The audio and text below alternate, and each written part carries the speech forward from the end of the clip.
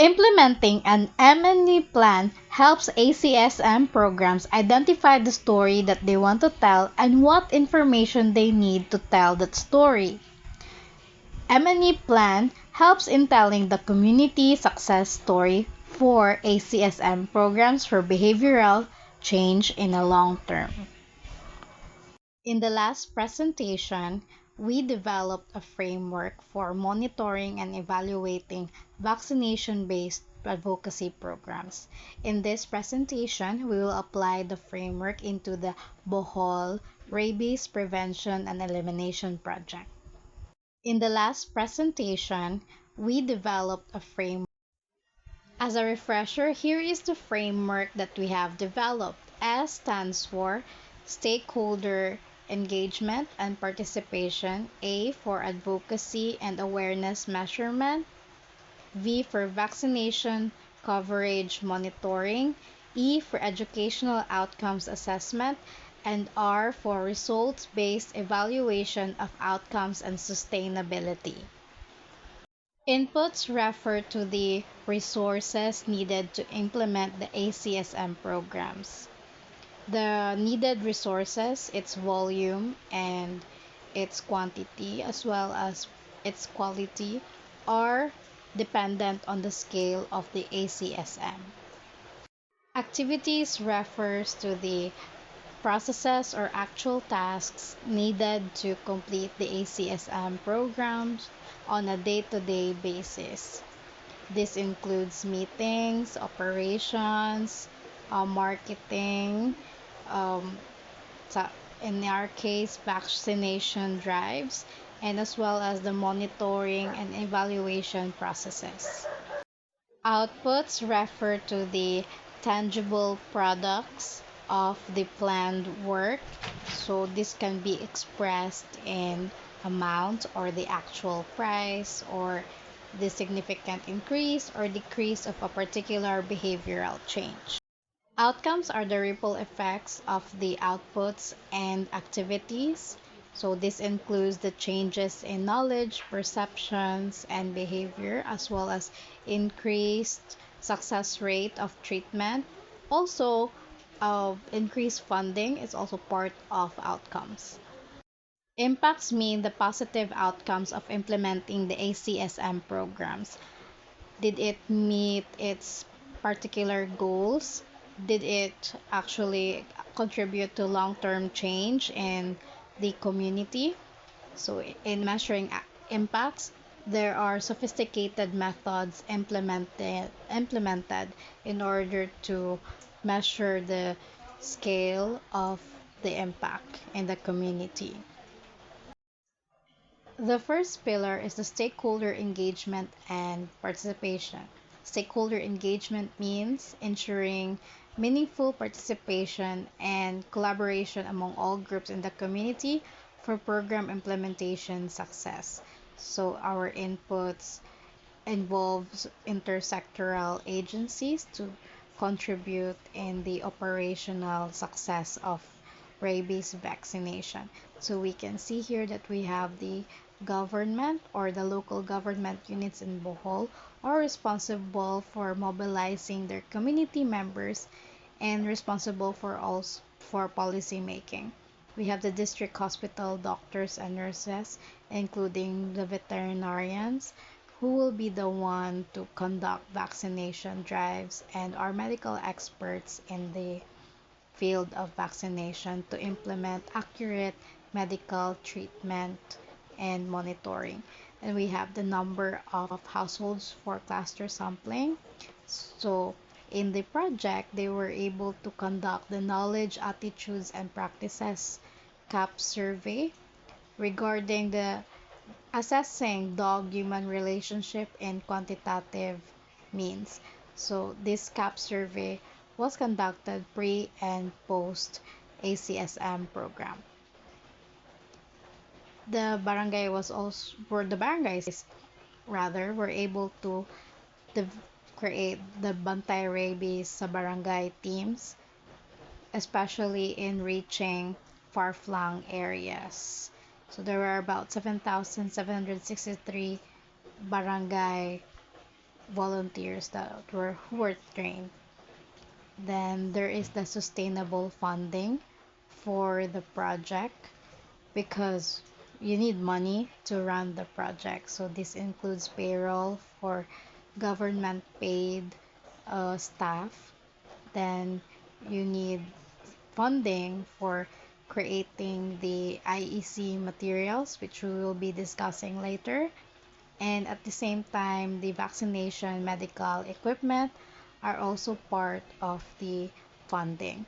In here, the funding became evolved into a sustainable fund, which was the initial funding was around 450,000 US dollars in 2007, but by the end of 2009, it became 105,740 US dollars because the communities reg- paid whenever they registered and vaccinated their dogs. So the impacts enabled multi-sectoral coordination, which is very important, especially across communities. So there were around 47 municipalities and 1,109 barangays. And in order to foster shared accountability, uniform training, and sustain institutional support, it is important for these institutions or agencies to come together in maintaining the campaign in following the policies and adhering to its objectives to sustain longevity. Let's go to the advocacy and awareness measurement pillar. So, advocacy aims primarily to inform and bring attention to an issue to raise public awareness and understanding, as well as to influence policy making. So, our inputs for the advocacy pillar, advocacy and awareness measurement pillar rather, are information and educational campaign IEC materials. We also have the provincial ordinance and the surveillance and monitoring. So our activities include the creation of community programs, print materials, and other media that can help in raising awareness regarding the rabies vaccination drive. For provincial ordinance, we have mandating registration and vaccination fees. So paralegal measures have been in place to penalize dog owners. Under the provincial ordinance, the BRPEC Prevention and Eradication Council was developed, and the two commemorative events were also marked as special days for remembering the vaccination accountability. So these are Rabies Awareness Month and World Rabies Day event. So there's a total of 12 local veterinarians trained under the surveillance and monitoring team. The outcomes under The outcomes from the activities and outputs include 94% claim they had heard about the rabies disease and 85% were aware of the rabies ordinance. These significant numbers means that measure the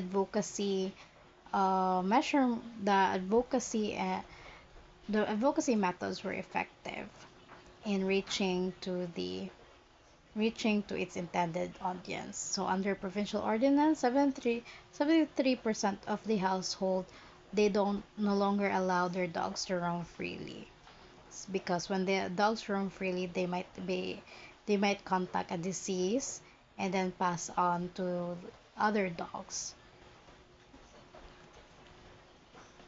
And because the 12 local veterinarians were trained by the US Centers for Disease Control and Prevention, there was a knowledge transfer that transpired between these two culturally different medical groups. So, what are the impacts of the advocacy and awareness measurement activities, outputs, and outcomes?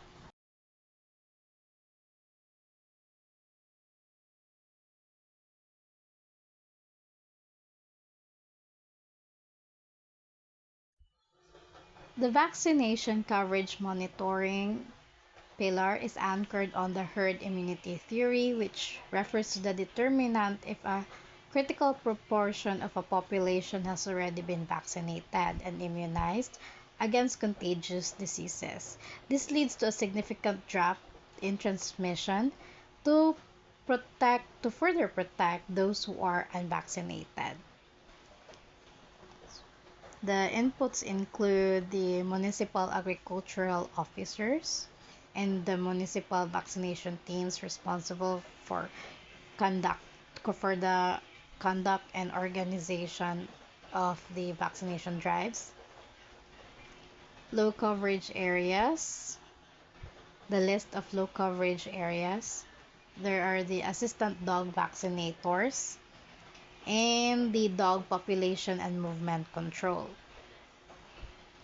The activities refer to the ac- briefing on the proper rabies vaccination towards the implementing team, as well as the provision of vaccination supplies and paraphernalia, registration or the health certificates for the dogs.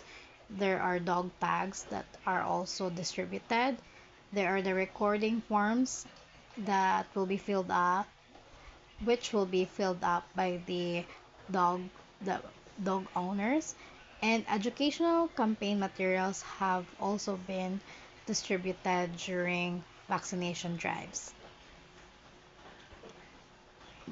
For the low coverage areas, there are mop up dog vaccination campaigns conducted within a target of 6 months.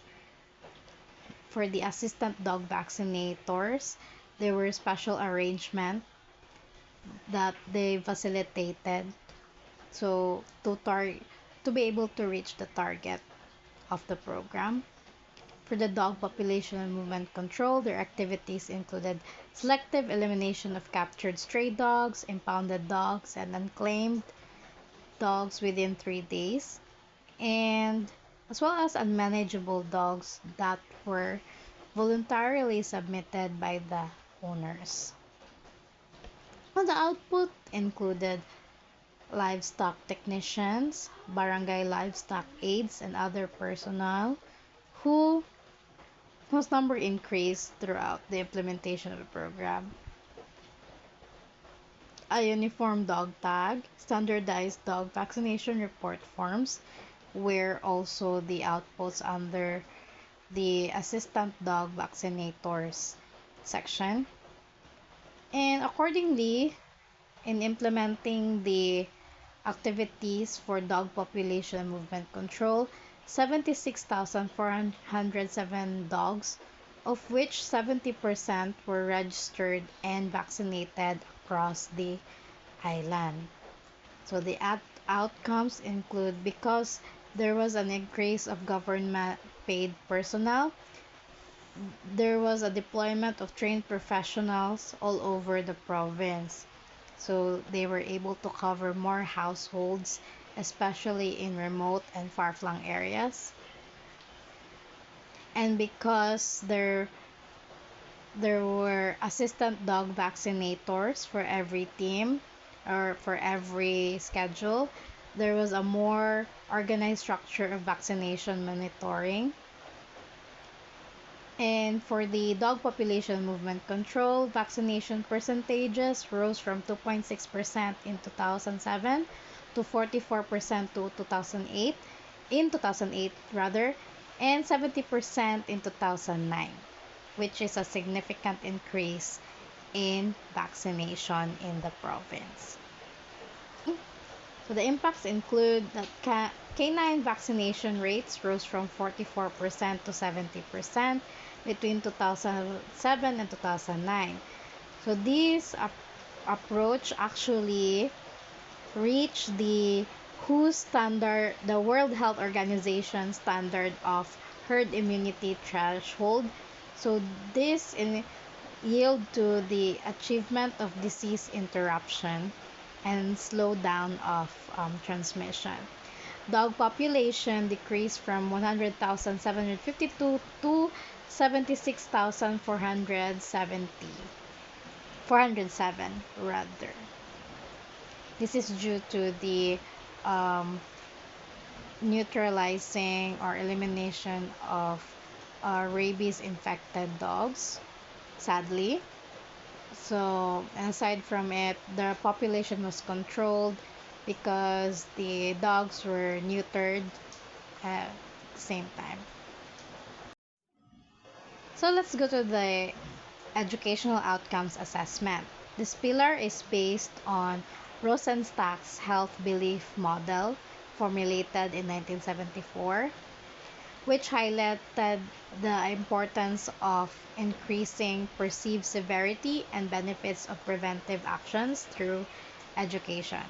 So, advocacy and education, when you unite them together, then there is a significant impact of behavioral change. So, the inputs include a list of elementary schools, key spokespersons, and educational campaigns. Our activities include roundtable discussions with teachers in elementary schools. They will be conducting workshops to develop lesson plans, orientation and training of teachers regarding veterinary health, and testing of the developed lesson plans for 6 months before they were able to teach these materials to the students. And there were educational activities for the children too. So the outputs include 962 public elementary schools mobilized, and the outcomes were 182,000 children educated, with 128 rabies scouters created as peer advocates for dog vaccination project. In the case spokesperson, they were authorized to dispense information and answer questions relevant to their area's jurisdiction. The community members don't need to ask stray questions from each other. They have a designated authorities to answer their inquiries. And the output included the development of the municipal or city rabies task forces, and the outcomes is the increased knowledge and perceptions regarding vaccination processes. Again, it enabled community acceptance for this veterinary health practice. We go down to educational campaigns. So these are multimedia methods to engage people across the province. There were broadcast information on television, radio, and the newspapers. There were display of posters and banners in strategic areas. There were distribution of flyers and other materials. And of course, public hearings of local ordinances and hostings of municipal and barangay symposiums. Aside from that, there were also educational campaigns conducted at various government offices and in churches. So the outputs include under the educational campaigns that 89% of the households surveyed believed that the BRPEP was good for their community. Because of this, the outcomes is that the increased knowledge of vaccination awareness benefits there was an increased knowledge of vaccination awareness and benefits in the community. A significant population educated about the benefits of vaccination is important under this pillar. So the impacts improved aware because they're already educated. There was an improvement of awareness about rabies prevention among high risk groups, especially the children, which are the children. Over 94% of residents in Bohol became aware of rabies. 61% of them understood transmission, and 73% began controlling dogs So this led to the improvement of bite reporting and health-seeking behavior. And it has been mentioned before that there were 182,000 school children educated regarding rabies. So there will be a few children across the years that were that have died because of rabies. Our last pillar is the results-based management of outcomes and sustainability. This determines how outputs contribute to real outcomes and impacts based on quantitative and qualitative data. So in this pillar, we will not be including the activities anymore because we're already evaluating how the combination of the outputs and outcomes contribute to the effectiveness and sustainability of the program. So our outcomes is that there was an increased number of government paid staff for vaccinations to 15,021 in 2009. What is the impact of this? So it scaled up to over 15,000 trained vaccinators institutionalized the program. This ensures consistent and widespread vaccination coverage because there's like a lot of people who can actually operate within micro teams across the municipality. So all nooks and crannies and far-flung areas are covered. So this enhanced workforce capacity for sustainability and efficiency, I may add. Other outcomes include 962 public elementary schools in Bohol were visited, and this resulted to, again, 182,000 elementary students educated on rabies vaccination. 300 households were surveyed that resulted, after the program implementation, that 89% of the household believed that the BRPP was good.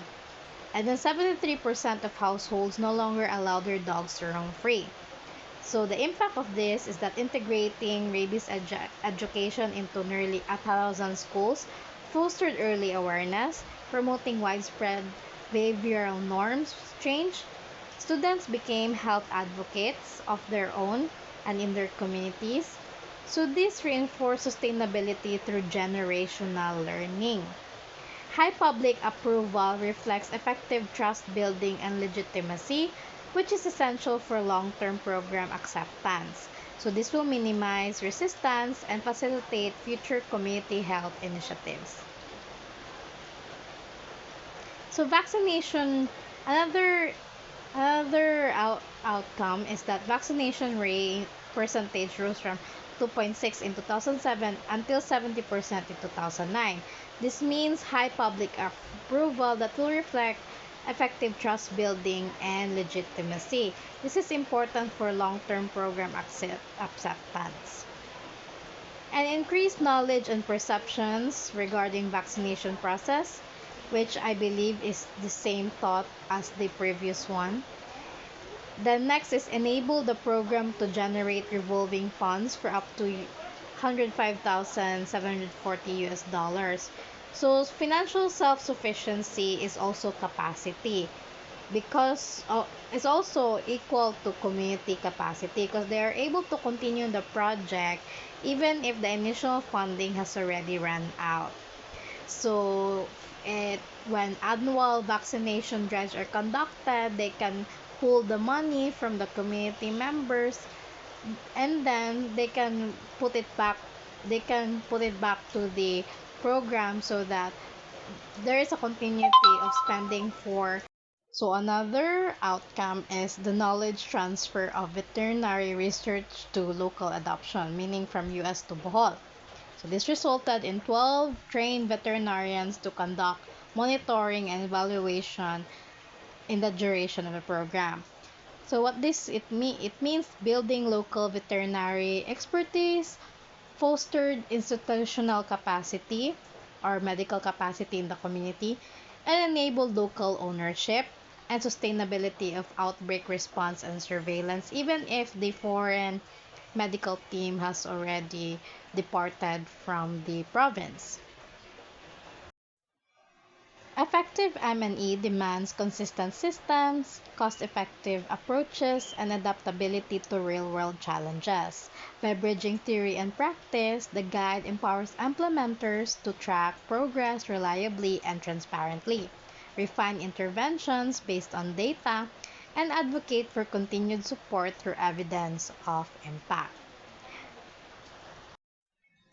I believe that vaccination based campaigns can seamlessly adopt the flexible SAVER framework proposed here to engage, measure, educate, and sustain behavioral change in veterinary public health systems. Thank you again for engaging with me in this discussion. I'll see you again for another insightful talk about social matters. Once again, this is Mel, your questing scholar. Goodbye!